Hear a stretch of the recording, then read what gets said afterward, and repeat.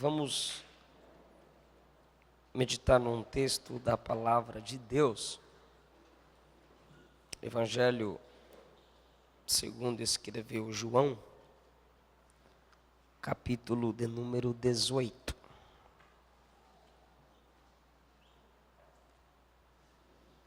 Evangelho segundo escreveu João, capítulo de número 18. Feliz por estar mais uma vez com vocês para cultuar a Jesus, pregar a sua bendita palavra.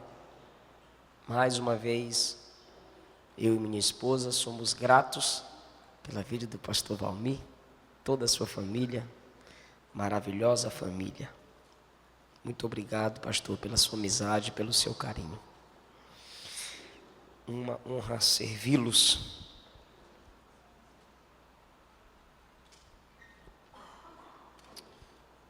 João 18, versículo 1 a seguir.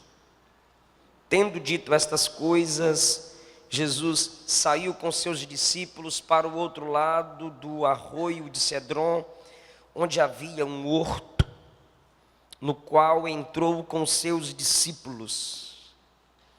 E também Judas, aquele que o entregaria, conhecia aquele lugar, porque muitas vezes Jesus se reunia ali com seus discípulos.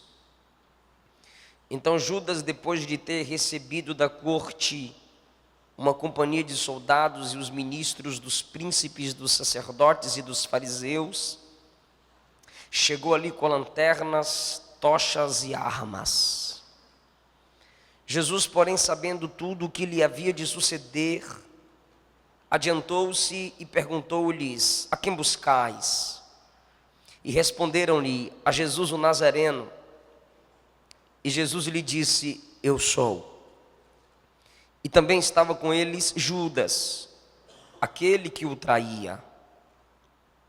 E quando Jesus lhe disse: eu sou, recuaram e caíram por terra. Então tornou a perguntar-lhes: a quem buscais? E eles responderam: a Jesus o Nazareno. Respondeu Jesus: já vos disse que eu sou. Portanto, se é a mim que buscais, deixai ir estes, para que se cumprisse a palavra que tinha dito: daqueles que tu me deste, nenhum deles perdi. Então Simão Pedro, que tinha espada, desembainhou-a e feriu um servo do sumo sacerdote, cortando-lhe a orelha direita. O servo se chamava Malco. Mas Jesus disse a Pedro: mete a tua espada na bainha, porventura o cálice que o Pai me deu não beberei? Então a companhia dos soldados e o comandante e os ministros dos judeus prenderam a Jesus e o manietaram. Meus irmãos, eu quero falar com vocês sobre 3 verdades do Getsemane. Cristo ferido por um beijo. Cristo sarando mesmo estando ferido. Cristo sarando quem ele não feriu. Cristo ferido por um beijo. Cristo sarando mesmo ferido. E Cristo sarando quem ele não feriu. O Evangelho segundo escreveu Mateus, o Evangelho segundo escreveu Lucas, narram que Jesus chama 3. Um deles já havia se retirado, que era Judas. Sobraram 11. Jesus chama os discípulos e os 11 vão seguindo-o, após terem cantado um hino, diz a Bíblia, quando Jesus já havia identificado diante de todos os discípulos, quem era o traidor. Naquele momento, Jesus chama os seus discípulos, capítulo 26 do Evangelho segundo escreveu Mateus, versículo 36, ele disse: eu vou ali orar, e assentai-vos aqui. Então, 8 discípulos ficam ali onde Jesus disse: assentai-vos aqui. Se puder melhorar o retorno para mim, estava muito bom, aí sumiu tudo aqui. Jesus disse: ficai aqui e eu vou ali orar. Então, aqui já tem um lugar estabelecido, ficai aqui. A maioria está ali no ficai aqui. 8 estão ali. O versículo 37 diz: tomando consigo a Pedro e os 2 filhos de Zebedeu, Tiago, João, começou a entristecer-se e a angustiar-se grandemente. Então já há um segundo lugar estabelecido. O primeiro lugar estabelecido é onde estão 8, ficai aqui, que eu vou ali orar.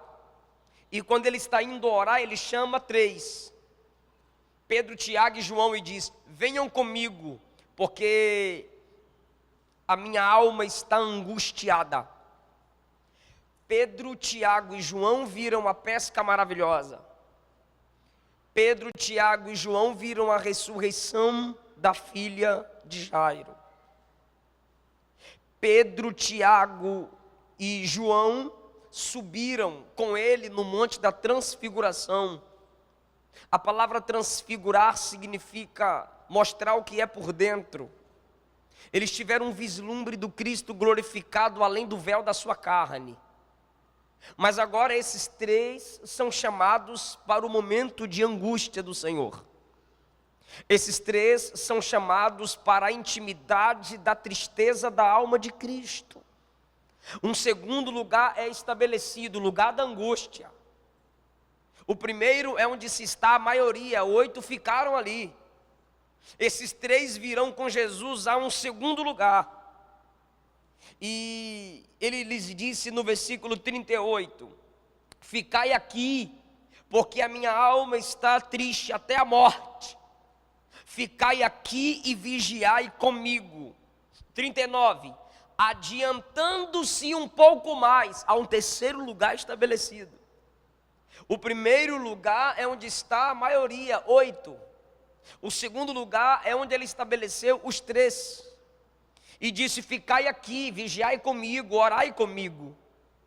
E o versículo 39 diz: adiantando-se um pouco mais, prostrou-se com o rosto em terra e orando disse: meu Pai, se é possível, passa de mim este cálice. Essa é uma oração como qualquer um de nós poderíamos fazer. Mas a oração bíblica, em concordância com a vontade de Deus, é concluída: mas não seja como eu quero, senão como tu queres. Há 3 lugares estabelecidos, como se estivéssemos aqui o tabernáculo da oração. O tabernáculo da intimidade, a maioria sempre no átrio. Alguns que conseguem participar do sofrimento de Cristo no santo lugar. Ele, sendo o sumo sacerdote em obediência perfeita, ele sempre está no terceiro lugar, onde poucos conseguem entrar, mas através da cruz, ele convida toda a sua igreja para essa intimidade da oração. Naquele momento que Jesus está orando, ele se isola. Jesus é ferido por um beijo. Jesus é ferido e mesmo ferido, ele vai sarar. E Jesus vai sarar quem ele não feriu. Só é capaz de fazer um negócio desse quem leva uma vida de oração. Quem não tem uma vida de oração, quem não leva uma vida de compromisso com Deus em oração, dificilmente será o imitador de Cristo. E se nós ainda ousarmos em afirmar que não temos tempo para orar, tempo não se tem, se cria. Tudo aquilo que a gente prioriza, a gente arruma tempo. Davi era rei, Davi era poeta, Davi era profeta, Davi era juiz. Alguns momentos ele até se comportou como sacerdote. Davi era guerreiro, Davi era pai, Davi era marido. E Davi disse 3 vezes ao dia: eu invocarei o nome do Senhor. No capítulo 1 do livro de Daniel, ele é estabelecido como um dos sábios na Babilônia. Capítulo 2, ele é o líder dos sábios. Capítulo 4, ele é conselheiro do rei. Capítulo 5, ele é o 3º governador na Babilônia. Capítulo 6, já é outro império, Medos e Persas. E a Bíblia Sagrada diz que Dário pensava em constituí-lo como 3º governador. Agora é interessante, no meio de 120 homens, Daniel estava sendo escolhido, e dentre esses 3, Daniel foi colocado entre os 3 melhores dos 120. E a Bíblia Sagrada diz que o rei pensava constituí-lo acima de todos. E mesmo com tantas obrigações, a Bíblia diz que Daniel orava 3 vezes ao dia. A Bíblia diz que Jesus passava a noite orando. Antes de andar sobre as águas, Jesus orou. Antes de escolher quem seria os apóstolos, Jesus orou. Antes que Pedro desse a resposta: tu és o Cristo, o Filho do Deus vivo, Jesus orou. Antes de ir para a cruz, Jesus orou. Na cruz, Jesus orou. E hoje, assentado à direita de Deus, a Bíblia diz que Ele está intercedendo por nós. O princípio da oração, para sermos semelhantes a Cristo, é de vital importância. Quando Jesus está ali no lugar da oração, no lugar da entrega, porque Ele submete sua vontade ao Pai no Getsêmani. Na cruz está o sacrifício, mas no Getsêmani está a obediência. Não seja feita a minha vontade, mas a tua. Não como eu quero, mas como tu queres.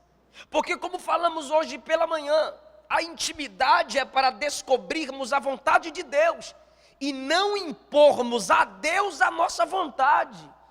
Porque o que Ele ensinou em Mateus capítulo 6 é: seja feita na terra a sua vontade, como ela é feita no céu. Então a vontade dele é estabelecida lá. Se Ele quiser fazer aqui, Ele faça, se for para a glória dele. Não é porque eu tenho fé que Deus vai fazer do jeito que eu quero. Não é porque eu tenho fé que Deus é obrigado a fazer o que estou pedindo e determinando. Eu gosto de falar isso, porque a nossa geração, a gente prega a seguinte mensagem: se você crê, vai acontecer do jeito que tu quer. Peraí, por quê? Porque eu tenho fé. Sem fé é impossível agradar a Deus. Esse é o versículo que eu mais gosto sobre fé. Sem fé é impossível agradar a Deus. Então pronto, a fé não é para agradar tu, é para agradar a Deus. A verdadeira fé é quando você agrada a Deus, ainda que a vontade dele desagrade a você. Não seja feito como eu quero, mas como tu queres. Melhor é obedecer do que sacrificar. Melhor é a obediência do Getsêmani do que o sacrifício do Calvário. De nada adiantaria o sacrifício do Calvário se não tivesse a obediência no Getsêmani. A gente só olha para o Calvário, mas o preparo do Calvário é o Getsêmani. E a gente não pode parar do Calvário, ainda tem a ressurreição e tem o estabelecimento da igreja. Não pode limitar só ao Calvário. Ele obedeceu ali, ele se submeteu ali. Se ele não entrega a vontade do Pai no Getsêmani, no Calvário, não haveria o que aconteceu. Ele submete-se ao Pai em oração. A obediência do Getsêmani faz com que a obra no Calvário seja completa. Quem consegue me entender diz amém. Muita gente consegue fazer o culto no Calvário. Anderson Freire tem uma música linda, o culto no Calvário, o pregador voltou. É muito linda a música, o culto no Calvário. A gente chega aqui e cultua, canta sobre a cruz, lembra da cruz, fala para o pecador que Jesus o ama, liberta, transforma e quer levar para o céu. Só que do nosso Getsemane do dia a dia, a gente não submete a nossa vontade a Deus. Aí quando chega aqui, abro mão dos meus sonhos, tudo mentira, porque o dia inteiro tu só fez o que tu quis. Murmura o dia inteiro, aí chega aqui, eu sou adorador. Mentira, tu murmurou o dia inteiro e chega aqui quer dizer que é adorador, crente. Passou o dia inteiro desviadão, sem orar, sem ler Bíblia, sem lembrar de Deus, todo tribulado. Aí chega aqui, eu sou teu, tudo que é meu é teu, eu morro por ti. É mentira. É porque a gente está acostumado a colocar uma máscara quando passa por aquela porta e quando sai deixa a máscara aqui dentro. É o evangelho templocêntrico. Se eu não aprendo, no meu Getsemane do dia a dia, submeter a minha vontade a Deus, eu não vou vencer como Jesus venceu no jardim. Diz a Bíblia Sagrada que se aproxima alguém chamado Judas. Ele chega a Jesus e lhe dá um beijo. Jesus ferido por um beijo. E aquele beijo era um sinal para os outros. Ele está beijando Jesus não para confortar Jesus. Ele está beijando Jesus para o conforto daqueles que vieram prender Jesus. Repito, ele não está beijando Cristo para sarar a alma de Cristo, porque um beijo pode sarar a alma de alguém. Ele não está beijando Cristo para o conforto de Cristo, não. Ele está beijando Cristo para o conforto dos outros. Acesso desperdiçado. Ele tem acesso a Cristo, mas ele usa esse acesso para dar a outros acesso a Cristo, para que Cristo seja preso. Existem pessoas desperdiçando o acesso que tem a Deus. Existem pessoas como Judas desperdiçando a intimidade que tem com Deus. Porque beijo é coisa de quem está perto. Jesus deu acesso a esse camarada. E ele usa o acesso que tem a Deus, a Cristo, para facilitar a prisão desse Cristo. Abel teve Caim. Davi teve Absalão. Noemi teve Orfa. Daniel teve os caldeus. Paulo teve o Alexandre, latoeiro. Cristo teve Judas. O beijo que pode sarar, fere. O beijo de Judas fere mais do que o cravo que o soldado enfia nas mãos de Jesus. Por quê? Porque Judas é amigo. O beijo é algo prazeroso, mas o prazer que vem de Satanás já era terror. É melhor sofrer angústia com Cristo do que o beijo do diabo. Agora eu lhe digo, todos nós, na nossa caminhada, temos a possibilidade de termos um Judas. Alguém diz, sangue de Jesus tem poder, está amarrado, está repreendido. Irmão, o Judas pode fazer o mal a você, mas é você que decide se ele vai te tornar tão mal quanto ele é. Alguns pegaram, outros estão voando, eu vou repetir. O Judas pode fazer o mal a você, mas é você que decide se ele vai te tornar tão mal quanto ele é. Por que você é ruim? Porque muita gente foi ruim comigo. Por que você é mal? Porque muita gente foi mal comigo. Por que você é traidor? Porque eu já fui traído demais na minha história. E você quer saber da minha história? Se eu contar minha história para o cavalo, o cavaleiro chora.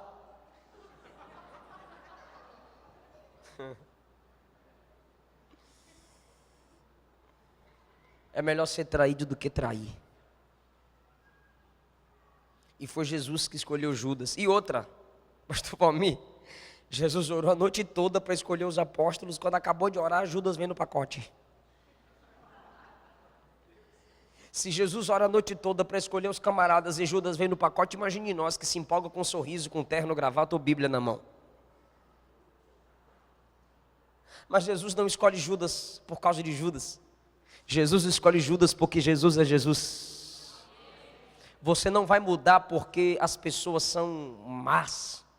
Não, querido, santidade não é viver mudando. Santidade não é, tem gente que tem um tipo de santidade, mas quando as coisas pioram, ele muda. Que santidade é essa? Santidade é você permanecer sendo você mesmo, ainda que as coisas piorem.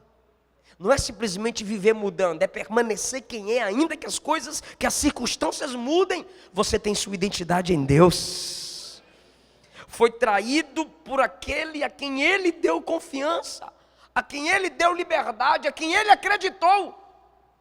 Não é porque você foi traído, foi traída, foi abandonado e abandonado, ferido pelas ingratidões, que você não mais acreditará nas pessoas. Seja Jesus, ainda que Judas seja Judas. É você que escolhe. Podem fazer o mal a você, mas é você que escolhe se eles vão te tornar tão mal quanto eles. Quem me entende, fala amém, glória a Deus, alguma coisa. Querido, o Judas que deveria conduzir as pessoas a Cristo para servi-lo, está traindo as pessoas a Cristo para feri-lo, para traí-lo. E a Bíblia diz, aquele que o havia entregado. Por quanto? 30 moedas de prata. Porque a mulher adorava dando o seu melhor, um perfume caro. Ele disse, esse perfume está sendo desperdiçado. Olha aí o anticristo é contra dar oferta para a obra de Cristo. Irmão, o João diz que a igreja está cheia de anticristo, tá? Jesus, nos evangelhos, e João no Apocalipse fala sobre o anticristo.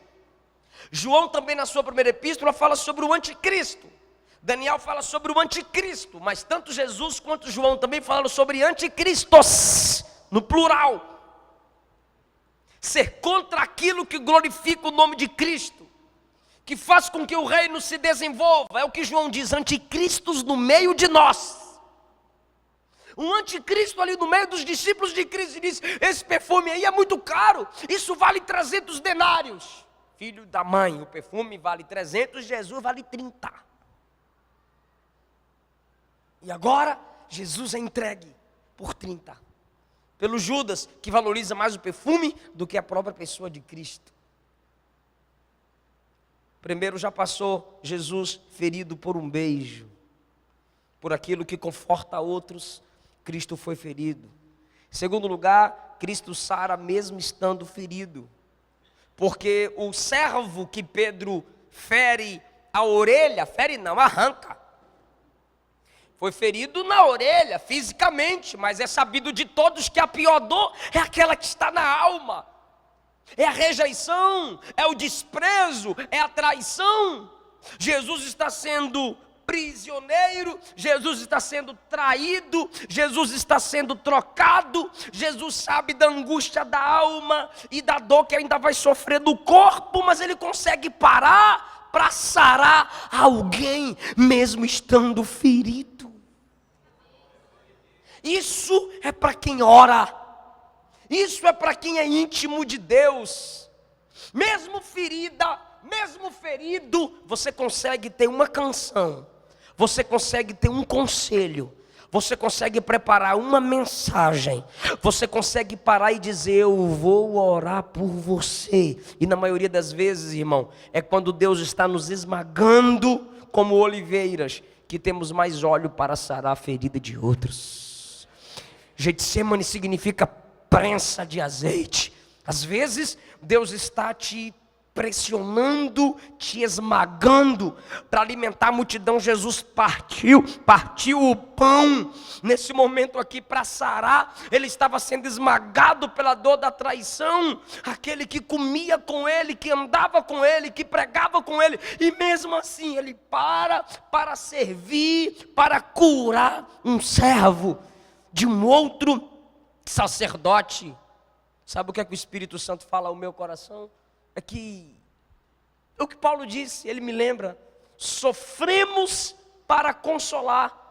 Tu não entendes as dores da vida, as angústias da vida, mas amanhã alguém estará passando as mesmas dificuldades que você tem passado, e você vai dizer, desiste não, eu passei por aí, Jesus me deu vitória, e você também vai alcançar a vitória. Jesus sara alguém, mesmo estando ferido. A Bíblia, que liberta tanta gente, foi muito tempo prisioneira. A Bíblia é um livro formado na dor. O livro que liberta o homem do poder do inferno, do fogo do inferno, muitas vezes foi queimado em fogueiras. É um livro forjado na dor. Quem nunca foi ferido não sabe o valor de um bálsamo. Então, o Cristo ferido consegue parar, consegue sarar alguém. Enquanto Pedro quer usar a mesma arma daqueles que vieram prender Jesus. Os homens vieram com porretes, com espadas, vieram armados para prender Jesus. Aí, Jesus não vai lutar contra eles com as armas deles. Jesus vai sarar um deles. Eles vieram para ferir Jesus, e Jesus vai sarar um daqueles que vieram para prendê-lo. Naquele momento, irmão, que Pedro pega a sua espada, é quando os camaradas perguntam assim, estão frente a frente com Jesus. Viemos buscar Jesus o Nazareno. Frente a frente com Jesus. Onde é que está Jesus o Nazareno? É porque ver Jesus não é questão de visão, é questão de coração. Cadê o Jesus? Aí Jesus se aproximou e disse, sou eu. É como se Jesus estivesse dizendo assim, eu vou só me apresentar um pouquinho aqui para eles me conhecerem. Quando Jesus disse, sou eu, todos eles caíram por terra. Aí levantaram, cadê Jesus? Jesus disse, eu já vos disse que sou eu. Ele estava mostrando que se ele quisesse revelar o seu poder, nenhum deles poderia fazer nada. Mas ali ele estava simplesmente como cordeiro. E quando eles perguntaram a segunda vez, cadê Jesus? Pedro mete a mão na espada, vai na orelha do camarada. Toma aqui, ó, cadê Jesus? Aqui, ó. Será que ele foi no pescoço? Era tão ruim de espada que acertou a orelha do camarada, irmão? Eu não acredito que ele era tão bom de espada para arrancar a orelha do camarada certinho. Jesus, ele chamou a atenção. Mas Jesus tinha dito antes, escuta isso aqui por favor, eu estou dizendo que só é capaz de fazer o que Jesus fez quem leva uma vida de oração como Jesus levou. Por quê? Porque quando Jesus orava e voltava para encontrar com os três, ele dizia, orai, vigiai, para não entrar. Ele não disse cair, ele disse para não entrar em tentação. Aquela espada que Pedro carregava o fez entrar em tentação. Agora, ele entra na tentação de querer proteger Cristo com suas armas, com o seu braço carnal. Ele pega a espada e fere. Aí Jesus então olha para Pedro e diz assim, Pedro, eu tenho que beber o cálice que meu pai determinou. Eu poderia invocar anjos aqui, eles pelejariam por nós. Jesus sara a orelha de Malco, ao mesmo tempo exortando Pedro pela sua atitude não pensada. Sabe o que eu acho interessante aqui? É que o Pedro que não ora, agora fere. Porque anda ferindo as pessoas, que não tem uma vida de oração. Quem dorme na hora de orar, vai ferir na hora de perdoar. Você não receberá a unção de Deus para a sua vida, para tratar outros sem oração. Porque quando você leva uma vida de oração, não é para o seu próprio crescimento apenas. É Deus te desenvolvendo em prol do reino. É Deus te desenvolvendo para sarar outros. Que diferença do Pedro de Atos 3. Esse Pedro aqui que na hora de orar dorme, fere. Mas o Pedro que é cheio do Espírito Santo em Atos 2... quando chegamos no capítulo 13, ele não vai ferir. Ao contrário, ele vai sarar. O coxo vai dizer, me dá uma esmola. Ele vai dizer, não tenho prata nem ouro, mas o que tenho te dou. Em nome de Jesus o Nazareno, levanta e anda. Ele curou alguém. Por quê? Porque levava uma vida de oração. Ore, Deus está me mandando falar a essa igreja, a homens e mulheres de Deus que estão aqui. A vida de oração que você está levando, Deus está te preparando para sarar outros, para edificar vidas, para atrair vidas para o reino de Deus. Jesus é ferido por aquilo que sara outros, um beijo. Jesus, mesmo ferido, sara. Às vezes você quer um abraço, aí Deus traz alguém que olha para tu e diz, eu queria tanto um abraço. Quando é você que precisa de um abraço. Às vezes tu queres ouvir uma palavra, e alguém chega para você e diz assim, eu queria tanto ouvir uma palavra. Escolhidos não têm escolha. Ainda que você desista do ministério, o ministério não vai desistir de você. Deus vai fazer isso, colocar pessoas necessitadas, próximas a você, para revelar o potencial que Ele tem te confiado. E em último lugar, Jesus sara quem Ele não feriu. Quem foi que feriu Malco? Pedro. Então quem tinha a responsabilidade de fazer um curativo e falar alguma coisa para Malco era Pedro. Só que esse é o evangelho que Jesus vivia e pregava. Eu preciso sarar até aqueles que eu não feri. Esse mundo é ferido por suas próprias escolhas. Esse mundo é ferido pelos pecados que eles mesmos cometem. Mas a igreja é a extensão de Deus na terra. É o corpo de Cristo na terra para sarar o mundo que ela não feriu. Nós somos o povo do Getsêmani, que se submete à vontade de Deus. Temos às vezes coragem de olhar para esse mundo e dizer que eles se responsabilizem, que eles tomem vergonha na cara, mas o bálsamo não foi confiado a eles. O bálsamo foi confiado a nós. A igreja tem a autorização de Deus, o poder de Deus, a obrigação da parte de Deus para sarar essa terra ferida que é o Brasil. Eu gostei do que o pastor falou aqui hoje. Não estamos dependendo de legendas nem de partidos. Não estamos contando com homens. A igreja é responsável pela cura de Deus para essa geração.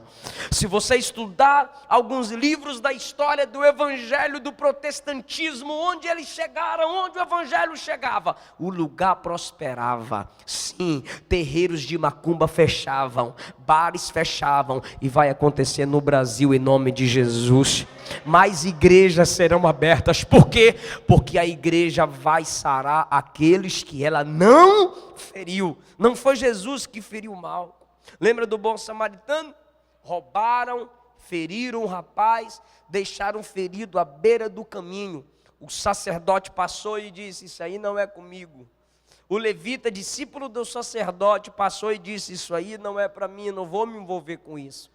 Mas o bom samaritano é chamado de bom antes de falar a sua etnia. Ele para, ele sara, ele coloca o óleo sobre a ferida. E ele tem transporte, diz a Bíblia, que ele colocou na sua cavalgadura. Sabe o que eu acho lindo? É que todos que passaram de largo passaram a pé. Esse aqui que se importou com o outro, que não foi ele que feriu, só ele tem transporte. Ele é próspero. Ele ainda chegou na hospedaria e disse: tudo que precisar eu vou pagar. Essa é a missão da igreja. Ela vai prosperar porque ela vai cuidar de gente que ela não feriu. Ela vai prosperar porque ela vai levantar quem ela não derrubou. Que o diabo continue na missão dele, matando, roubando e destruindo. A igreja continua na missão dela, dando vida, abençoando e construindo. Nós vamos sarar aqueles que o diabo está destruindo. A igreja concorda com isso? Dá mais um amém. Você faz parte dessa igreja. Agora cuidado se você preserva aquilo que não te é necessário, você está entrando em tentação. Jesus deixa bem claro nas escrituras sagradas como que o camarada cai. Ninguém cai de vez. Primeiro Jesus disse na oração dominical: não nos deixe cair em tentação. No Getsêmani, Jesus ensinou dizendo: cuidado, vigia, ora, para não entrar. Faz assim comigo com a sua mão, por favor. Diga: vigiar, orar, não entrar, não cai. É o processo. A Bíblia nos ensina: vigiai e orai para não entrar em tentação, porque quem não vigia, não ora, entra, cai.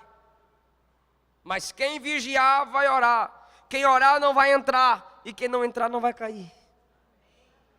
Às vezes somos nós mesmos que entramos em nossas tentações. Pedro estava levando aquilo que não era para levar, não era para usar conforme sua intenção. Cuidado com as espadas que você carrega, com as mágoas que você carrega, com as palavras ferinas que você carrega, com o tipo de gente que você anda. Estão facilitando a sua entrada em tentação, porque na hora de orar, você dormiu. Na hora de orar, Pedro estava dormindo, não vigiou, não orou, entrou, caiu.